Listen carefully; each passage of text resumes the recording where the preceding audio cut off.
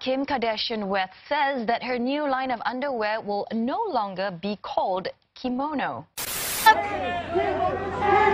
Kim, this way, Kim. So you just launched your new shapewear line called Skims Solution.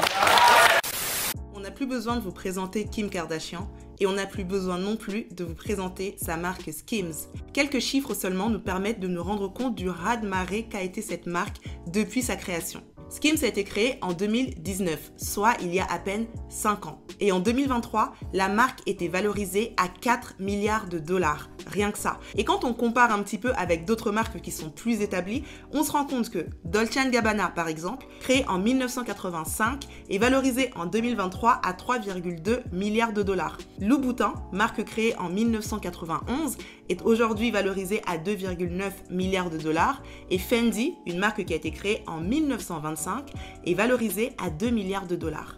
Ça veut dire que la marque Skims, en 5 ans seulement, a réussi à avoir une valorisation plus élevée que d'autres marques qui sont établies depuis des décennies. Vu qu'on est dans les chiffres, on va continuer. Lors du lancement de Skims en septembre 2019, le premier jour, ils ont réalisé 2 millions de dollars de chiffre d'affaires. Je vous l'ai dit, c'est un véritable raz-de-marée. Dans cette vidéo, on va essayer d'analyser et de décortiquer les raisons du succès de Skims et de comprendre comment en si peu de temps, cette marque est devenue une marque prédominante dans son marché. Et avant de commencer, je t'invite à t'abonner à cette chaîne si tu aimes les analyses de marques parce que j'en prépare beaucoup d'autres.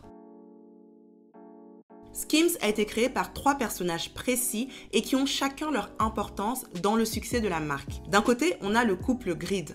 Emma Grede et son mari Jens. Alors leurs noms ne vous disent peut-être rien, mais ce sont des entrepreneurs londoniens qui ont créé plusieurs business dans le marketing et dans la mode. Emma a fait des études dans la mode et le luxe, mais qu'elle a vite abandonné pour aller travailler. Elle a commencé avec un stage chez Gucci et de fil en aiguille, elle a travaillé pour une agence de marketing et de com dans laquelle elle a rencontré son mari d'ailleurs. Et c'est là qu'elle a commencé à développer ses compétences en marketing. Le point fort de Emma, c'est sa capacité à capter des talents connus, donc des célébrités, et à les associer avec des grosses marques. Vous connaissez tous les campagnes de Natalie Portman avec Dior, c'est Emma Grede qui est derrière.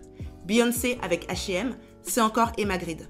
Kendall Jenner avec Calvin Klein, c'est Emma Grede qui a orchestré cette rencontre. Et c'est d'ailleurs sur cette campagne qu'elle a rencontré pour la première fois Kris Jenner. De son côté, Jens Grede n'est pas en reste. Il a créé plusieurs marques dans la mode. Le site Monsieur Porter, c'est lui qui est derrière. Et également une marque de jeans qui s'appelle Frame, qu'il a créé avec son associé et qui cartonne aussi.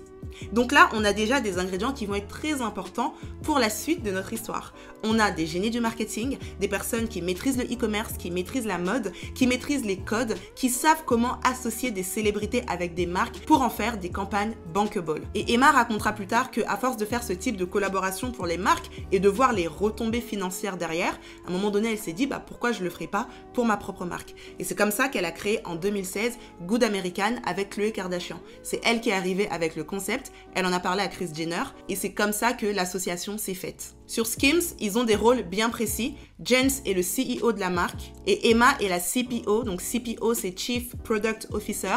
C'est elle en fait qui est aux manettes du produit, la qualité du produit, à quoi ressemblera le produit, les gammes, etc., etc. Comme elle le dit elle-même, c'est vraiment une product junkie. Elle, ce qu'elle aime, c'est de créer des bons produits. Pour la petite histoire, c'est après le succès de Good American que Kim Kardashian s'est rapprochée de Emma Grede pour lui parler de son projet. Et donc on en arrive au troisième élément, au troisième personnage clé de cette collaboration, c'est donc Kim Kardashian. Kim Kardashian, on ne la présente plus, c'est une star de la télé-réalité devenue businesswoman et qui aujourd'hui fait partie des femmes les plus riches parce qu'elle est dans le classement des femmes milliardaires. Quand on creuse un petit peu, on se rend compte que Kim, c'est pas une star de la télé-réalité classique. Parce que contrairement aux autres, c'est pas une personne qui est arrivée comme ça de but en blanc, de nulle part, dans la télé-réalité, qui a eu une grosse exposition et qui tout d'un coup a commencé à se dire comment est-ce que je peux faire pour rentabiliser ça. Kim, en fait, et avec sa mère Kris, elles avaient un plan bien précis. Utiliser la visibilité qu'elles allaient pouvoir avoir pour mettre en avant leur business. Ça veut dire qu'on avait déjà, dès le début, un aspect business bien présent. D'ailleurs, quand vous regardez les premiers épisodes de Keeping Up with the Kardashians, vous verrez qu'il y a beaucoup de scènes qui se passent dans leur boutique Dash. Parce qu'à l'époque, Kim, ses sœurs et leur mère avaient créé leur boutique de vêtements Dash. On verra même plus tard des spin-offs de Keeping Up with the Kardashians qui sont créés autour de l'ouverture de boutiques Dash à Miami et à New York. Donc on va dire que Le personnage principal de Keeping Up with the Kardashians au début, c'était évidemment les Kardashians, mais c'était aussi leur boutique Dash. Et son sens business, Kim Kardashian dit l'avoir hérité de son père. En fait, le père de Kim Kardashian, vous le savez certainement, c'est Robert Kardashian. Robert Kardashian, c'était un avocat très connu à Los Angeles, avocat de célébrité, meilleur ami de O.J. Simpson qu'il a d'ailleurs défendu lors de son célèbre procès. Et Kim dira qu'elle allait souvent travailler avec son père. Et elle le regardait faire, elle le regardait gérer ses business, elle le regardait négocier. Et c'est là en fait les premiers pas qu'elle a fait et les premières appétences qu'elle a commencé à avoir avec le business. Ensuite, elle a beaucoup observé sa mère.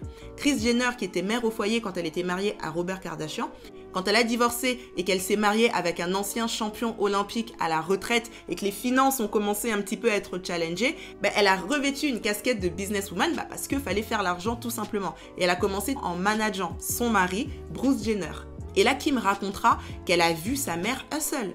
Elle a vu sa mère négocier, elle a vu sa mère chercher des contrats, elle a vu sa mère se battre pour chaque euro qu'ils étaient en train de gagner. Et donc, c'est un petit peu dans ce contexte-là que Kim a commencé à avoir un petit peu, elle aussi, des appétences pour le business. Et dans les débuts de sa carrière, on le voit, toutes les collaborations qu'on lui proposait, elle les faisait parce qu'elle était dans cette dynamique de je sais pas combien de temps ça va durer et en fait je vais bosser jusqu'à ce que ça se termine en fait, jusqu'à ce que finalement cette carrière éphémère se termine. Et donc elle enchaînait les deals, les marques, les apparitions, elle faisait tout ce qu'elle pouvait faire. Et c'est en 2016 qu'elle va avoir son premier déclic.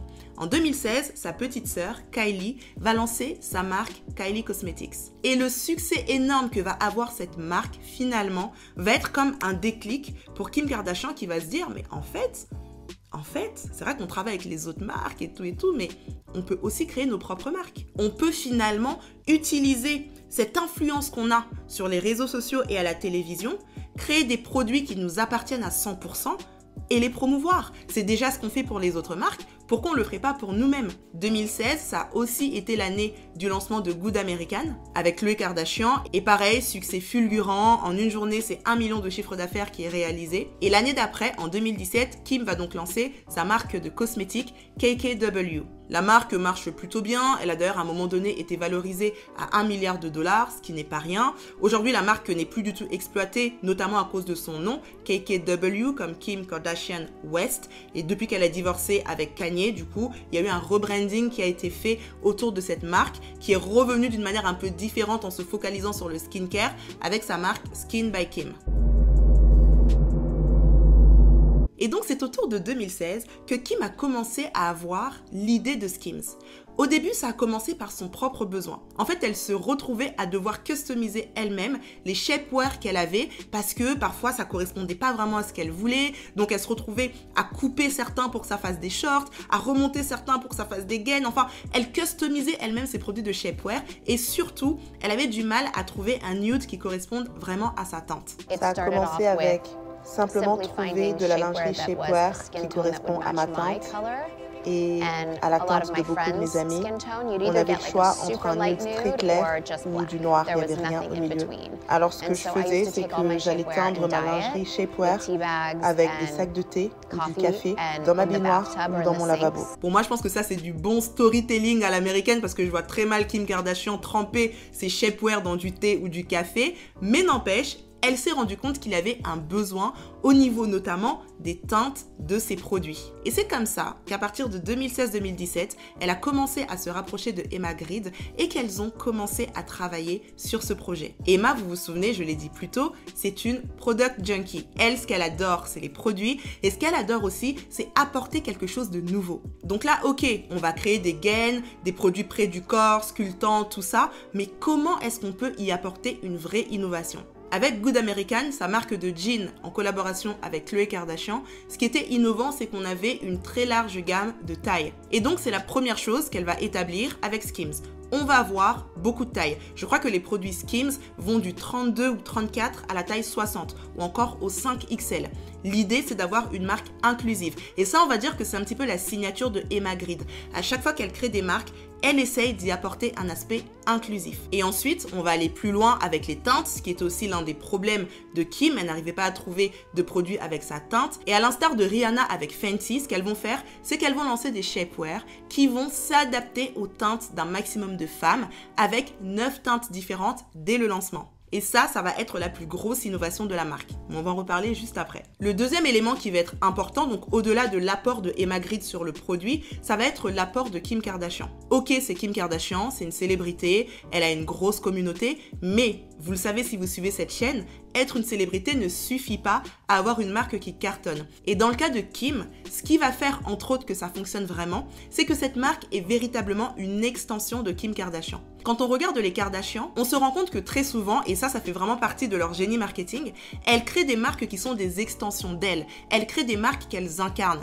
Quand Kylie a créé Kylie Cosmetics, c'était la suite logique de cette jeune adolescente qui adorait se maquiller, qui faisait plein de tutos make-up sur son Snap, et donc maintenant elle crée sa propre marque. C'est juste logique en fait. Quand Chloé a lancé sa marque de jeans inclusive, c'était également logique parce qu'on a vu Chloé durant des années se battre avec son poids, on l'a vu être la risée des magazines, les gens la traitaient de grosse, on a vu comment peu à peu elle est devenue une adepte du fitness, et finalement tous ces changements de vie qu'elle a pu avoir et tous ces changements de morphologie qu'elle a pu avoir se retrouvent dans Good American qui finalement correspond à toutes les femmes. Si on va plus loin et qu'on regarde Kourtney Kardashian qui vient de lancer récemment sa marque Lemme, qui est une marque de gummies, et quand on suit un petit peu Keeping Up with the Kardashians, on voit que Kourtney c'est un peu la healthy girl de la famille, elle fait très attention à ce qu'elle mange, et donc c'était juste une suite logique également qu'elle crée un produit dans cet environnement très sain, avec on fait attention à ce qu'on met à l'intérieur de notre corps, etc. etc.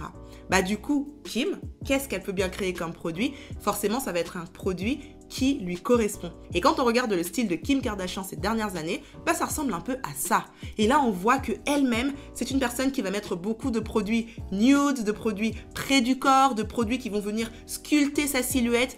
Et forcément, quand elle va lancer un shapewear, quand elle va lancer une gamme de produits qui a pour but de sculpter ta silhouette, qui s'adapte à ta teinte et qui va de la taille XXXS à la taille 5XL, ça fait sens en fait, tout simplement. Et surtout, et ça va être un point très important si toi aussi tu as envie de créer un business, c'est une marque qui répond à un besoin. C'est pas juste Kim Kardashian qui est arrivée et qui s'est dit tiens, je vais lancer tel produit parce que je suis une star et que je peux le faire. C'est une marque qui vient combler un gap dans un marché, une marque qui vient répondre à un vrai besoin. Je trouve que ça aide les femmes à répondre à leurs besoins. Pour moi, c'est plutôt au niveau de mes hanches. J'aime qu'elles soient bien maintenues et lissées parce que j'ai de la cellulite. En fait, je me sens juste beaucoup plus à l'aise quand je porte du solution wear. D'ailleurs, c'est marrant parce qu'il y a quelques jours, je suis tombée sur une polémique sur les réseaux sociaux autour de Diddy Stone qui a mis une robe et les internautes l'accusaient d'être nue sous sa robe. Et elle est venue en se défendant et en disant je suis pas du tout nue en fait, j'ai juste mis un short Skims qui correspond à ma peau. Et là en fait, ça ouvre finalement l'océan de possibilités des produits Skims parce que au-delà d'être gainant, sculptant, tout ce qu'on veut, bah ça va tout simplement être des produits qui vont s'adapter à certains types de tenues et qui vont permettre à toutes les femmes de venir jouer avec ce côté nude, ton sur ton, parce que enfin elles ont des produits qui leur correspondent. Autre exemple, quand l'actrice Saoirse Ronan va porter sa robe Céline lors des Golden Globes 2020, bah, qu'est-ce qu'elle a en dessous pour avoir ce nude absolument parfait? Du Skims. Toujours dans les Golden Globes 2020, on a Priyanka Chopra qui a une robe qui sculpte parfaitement son corps. Et là encore, c'est parce qu'elle a mis du Skims en dessous. Donc c'est plus juste un produit pour Kim Kardashian, c'est un produit pour toutes les femmes. Eh bien, parlons-en de ce produit. Alors, Skims est présenté comme un produit de solution wear. Et donc, la gamme de produits, ça a commencé par du shapewear et du loungewear. Donc, le shapewear, ça va être tous les vêtements un peu de ce style qui sont là pour sculpter, pour gainer. Et les loungewear, ça va être des vêtements d'intérieur. Et d'ailleurs, Skims, comme je le disais, a été lancé en septembre 2019. Et comme vous le savez, quelques mois plus tard, tout le monde était en confinement. Et qu'est-ce qu'on porte quand on est en confinement? Bah, souvent du loungewear. Et c'est l'un des éléments qui a également contribué au buzz de la marque parce que dès son lancement, bah, ils ont eu des ventes extraordinaires. Tout simplement parce que les gens étaient enfermés et s'habillaient plutôt avec du loungewear. La gamme de produits s'est élargie depuis. On a des maillots de bain, on a des vêtements plus classiques, mais toujours avec des coupes qui qui représente toujours l'ADN de la marque. On a également une gamme pour hommes qui s'est développée, dont on parlera un peu plus tard. Donc on voit que c'est une marque qui finalement a élargi sa gamme de produits au fil des années. Et donc l'inclusivité a vraiment été un point d'honneur qui a démarqué Skims et qui a fait en sorte en fait que la marque arrive tout de suite très forte sur son marché, parce que quand on regardait le marché du shapewear avant Skims, c'était plutôt dominé par la marque Spanx. Spanx qui est une marque qui a été créée par Sarah Blakely, qui est devenue milliardaire grâce à cette marque. Donc c'était vraiment la marque qui dominait le marché jusque-là. Et quand on regarde un petit peu les teintes de Spanx, donc aujourd'hui évidemment comme tous les concurrents, ils ont diversifié leurs teintes, mais quand on regardait de base, ça ressemblait à ça. Donc en fait, si vous n'étiez pas caucasien, c'était très compliqué pour vous d'avoir un shapewear nude. Et je me souviens, il n'y a pas longtemps, je me suis rendue dans une boutique Undies et je me suis rendu compte qu'il n'y avait que 2 ou 3 teintes. Et c'est là en fait qu'on voit la force de Skims en fait. C'est là qu'on voit comment cette marque a vraiment giflé tous ses concurrents, parce qu'ils ont fait quelque chose que personne d'autre sur ce créneau ne faisait. Ensuite, le body positive, c'est cool, l'inclusivité, c'est cool, mais l'autre avantage de Skims, c'est la qualité des produits. On voit qu'il y a des matières qui sont quand même hyper techniques. Il y a de la recherche qui a été faite sur le produit, et ça a été un gros travail de Emma Grede et ses équipes. Et ils ont réussi à avoir un tissu qui est conçu pour être respirant, extensible et doux au toucher, tout en fournissant le soutien nécessaire pour sculpter idéalement les formes du corps. En résumé, Skims, c'est pas juste le nom Kim Kardashian, c'est avant tout un bon produit. Et ça, c'est souvent quelque chose qu'on oublie quand on crée une marque. Je vois même à notre niveau, parfois il y a des entrepreneurs qui vont créer des marques et qui vont se dire « Ok, je crée ma marque et puis je vais payer quelques influenceurs, ils vont parler du produit et ça va être un carton. » Mais en fait, de la même manière que le seul nom Kim Kardashian ne suffit pas à faire d'une marque un carton, de la même manière qu'un influenceur ne fera pas de miracle avec votre marque. Le point de départ, ça va d'abord être le produit. Est-ce que tu as un bon produit? Est-ce que tu as un bon service? Est-ce que tu as des bons témoignages? Tu as des bons reviews? Est-ce que les gens, quand ils utilisent ton produit, ils le recommandent? C'est tout ça, en fait, qui fera que ton produit va se démarquer. Et quand en plus de ça, tu vas ajouter de la visibilité, que ce soit par des célébrités ou des influenceurs, bah ça va juste amplifier quelque chose qui existe déjà.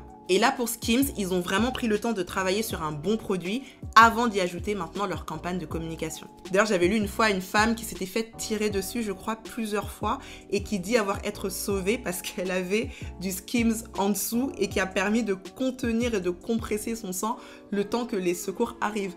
Alors ça, c'est pas la meilleure pub qu'on peut avoir pour un produit, je sais pas. Au niveau des prix, on est sur un positionnement premium, voire luxe accessible.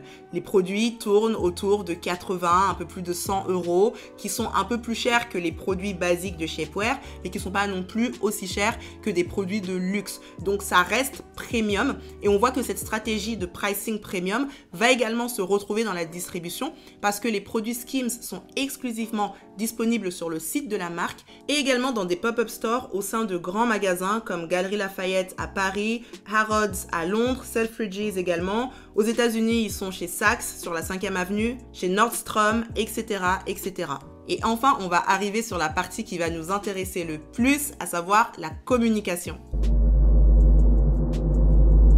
Ce qu'il faut savoir, c'est que le lancement de Skims a failli être une catastrophe. Pourquoi? Parce que le nom d'origine de la marque, c'était Kimono, pour faire un petit jeu de mots avec Kim. Sauf que, quand ils ont commencé à teaser sur la nouvelle marque de Kim Kardashian qui arrive et qui s'appellera Kimono, ça a fait un véritable tollé sur les réseaux sociaux. Les gens ont trouvé ça scandaleux qu'elle puisse appeler son produit Kimono et l'ont directement taxé d'appropriation culturelle. Le maire de Tokyo a carrément fait un courrier aux équipes de Skims pour leur dire à quel point c'était hyper maladroit de leur part d'utiliser le mot kimono, parce que le kimono, c'est un vêtement qui est sacré au Japon. I just saw the letter from the mayor of Kyoto. Yeah. Do you have any feelings? I definitely want to take this really seriously. Et là, quand on est face à un bad buzz comme ça, si vous êtes une personne lambda, vous êtes complètement à terre et vous vous dites que ça y est, j'ai foiré mon lancement, comment je vais faire? J'ai déjà édité les packaging, j'ai déjà édité les produits avec les étiquettes, tout est déjà au nom de Kimono, je vais perdre énormément d'argent, qu'est-ce qui se passe? C'est la fin du monde. Mais quand vous êtes une Kardashian, vous savez qu'un bad buzz reste un buzz et que votre force, ça va être votre capacité à transformer le bad buzz en impact positif sur votre marque. Là, en l'occurrence, leur plan de secours s'est développé en 3 étapes. Première étape, mea culpa. On s'excuse.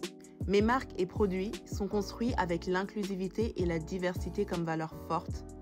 Et après réflexion et considération, je lancerai ma marque de solution wear sous un autre nom. Je vous tiendrai au courant. Merci pour votre compréhension et votre support éternel. I felt an understanding.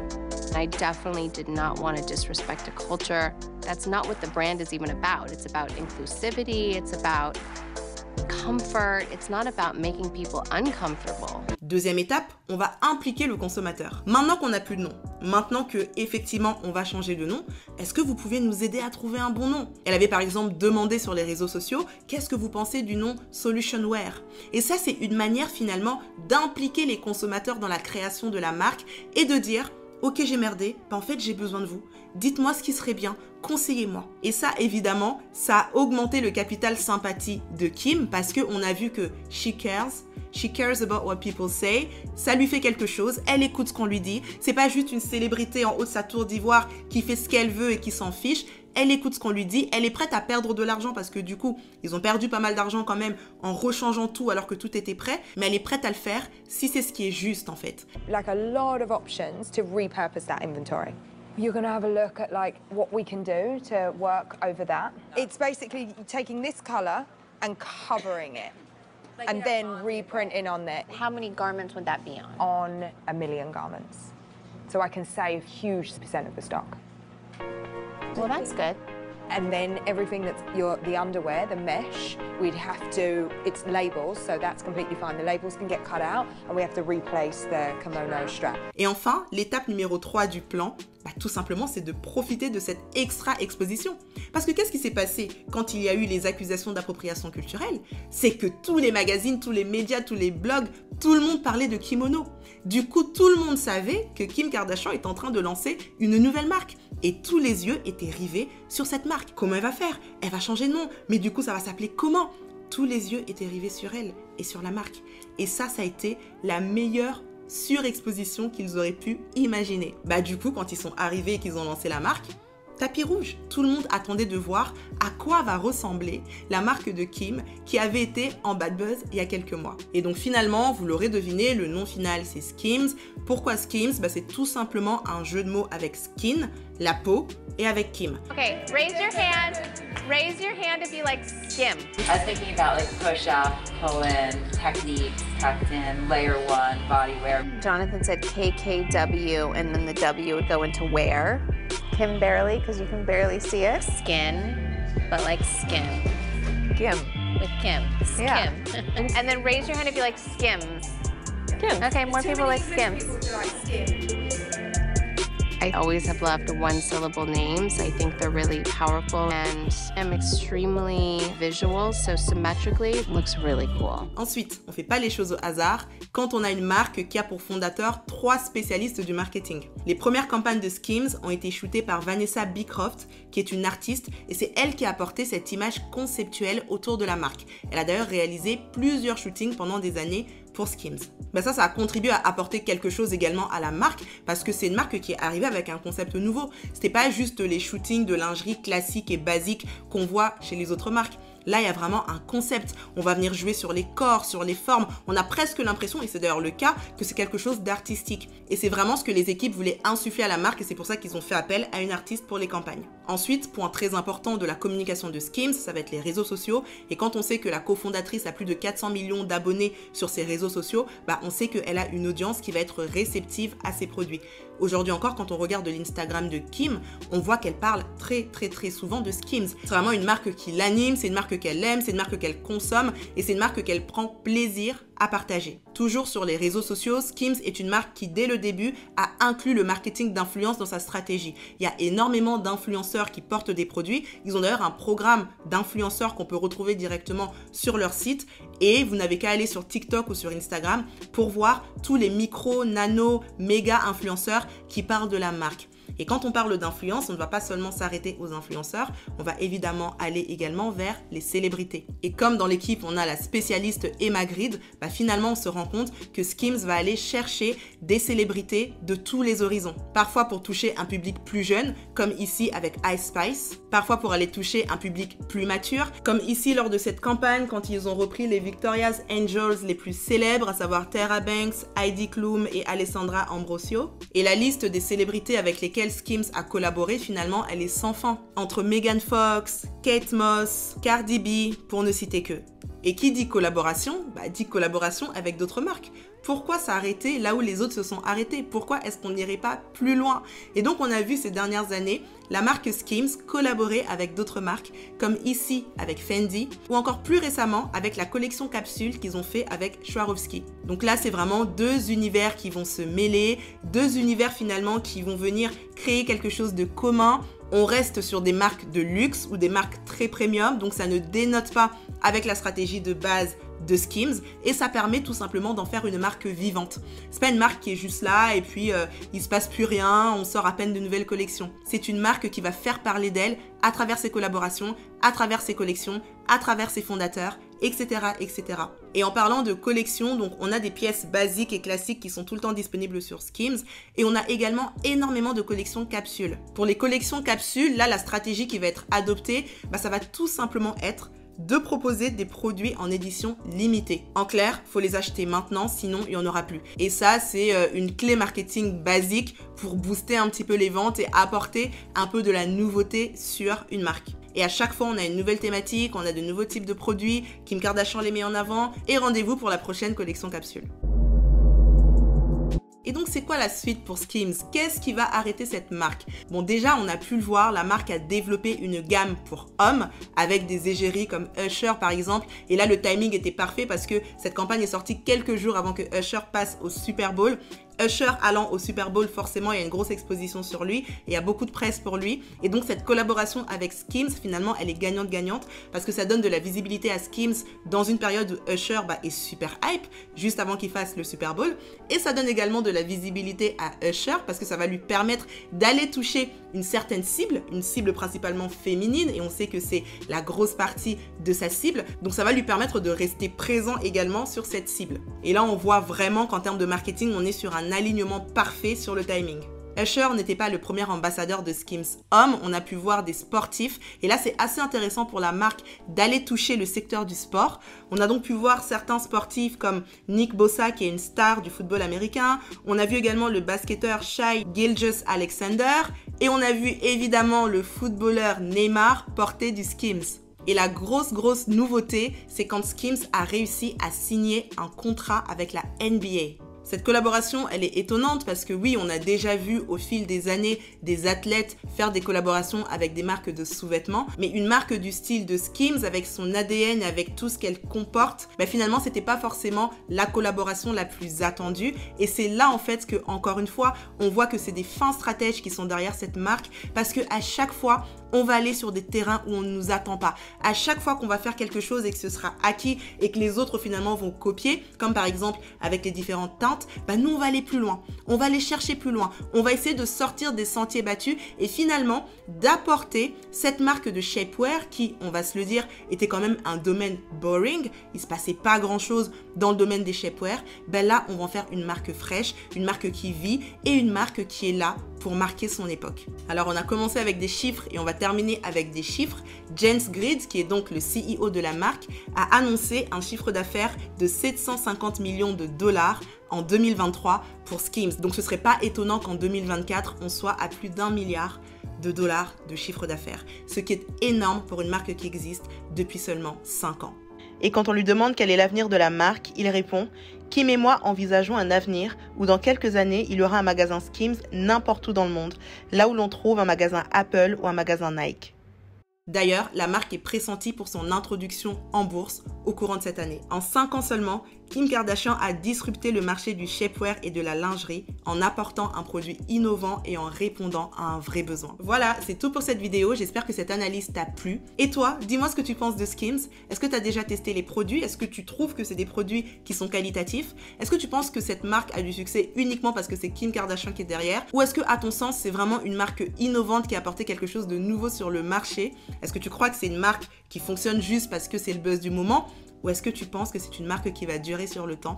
N'hésite pas à me dire tout ça en commentaire. Et surtout, n'oublie pas de t'abonner à cette chaîne. Si tu aimes ce genre de vidéos, ça va me permettre moi aussi de me booster pour en faire d'autres, pour préparer d'autres analyses. Et avant de nous quitter, dis-moi d'ailleurs quelle autre marque tu aimerais que j'analyse pour une prochaine vidéo. Je te dis donc à très bientôt et en attendant, prends soin de toi.